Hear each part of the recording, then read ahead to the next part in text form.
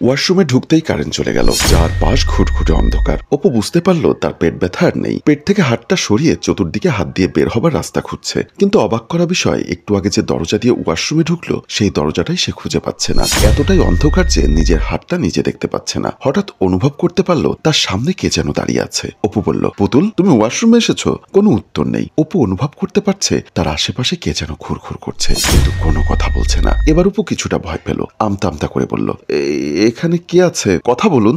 কিন্তু কোনো কথা বলছে না। হঠাৎ হাতের কাছে ওয়াশরুমের দরজাটা অনুভব করলো। তাড়াহুড়ো করে দরজা খুলে বাহিরে আসলো, কিন্তু অপু বুঝতে পারছে না সে কি বাহিরে আসলো নাকি অন্য কোথাও আসলো, কারণ বাহিরে ছিল ঘুটঘুটে অন্ধকার। অনেকটা ভয় পেয়ে কাঁপা কাঁপা কণ্ঠে মামা বলে চিৎকার দিয়ে ডাক দিল, কিন্তু বাসার ভেতর থেকে কারো কোনো সারা শব্দই পাচ্ছে না। হঠাৎ দেখতে পেল ওয়াশরুমের সামনে থাকা বেসিনের উপরের আয়নায় সাদা কাপড় পরিহিত সোনিয়া দাঁড়িয়ে আছে। ভয়ঙ্কর চোখে অপুর দিকে তাকিয়ে আছে। এমন দৃশ্য দেখে অপুর চোখ যেন কপালে উঠল। ভয়ে আতঙ্কে গলা শুকিয়ে কাট। এমন সময় অপু দেখতে পেল আয়নার ভেতর থেকে সোনিয়া যেন একটা হাত বাড়িয়ে দিচ্ছে অপুর সামনে।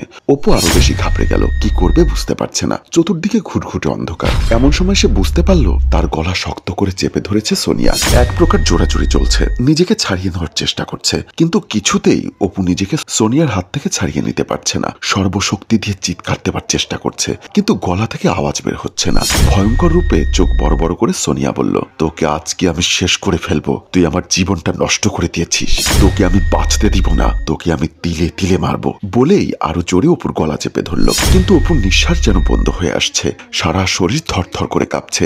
শরীর থেকে টপ টপ করে ঘাম পড়ছে। অপু আকুতি মিনতি করছে বাঁচবার জন্য। সোনিয়া আরো জোরে অপুর গলা চেপে ধরেছে। অনেক কষ্টে নিজের গলাটা ছাড়িয়ে নিয়ে অপু মাগো বলে চিৎকার দিয়ে উঠল।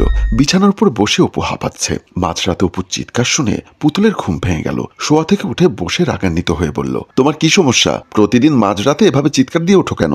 অপুর যেন জবান বন্ধ হয়ে গেছে। কিছুই বলতে পারছে না। হাঁপাতে হাঁপাতে ফ্যাল ফ্যাল করে পুতুলের দিকে তাকিয়ে আছে। আর পুতুলও বিরক্ত হয়ে একটার পর একটা বকাঝকা করতে লাগলো, কারণ প্রতিদিন রাতেই অপু এভাবে ঘুমের মধ্যে স্বপ্নে দেখে চিৎকার দিয়ে ওঠে।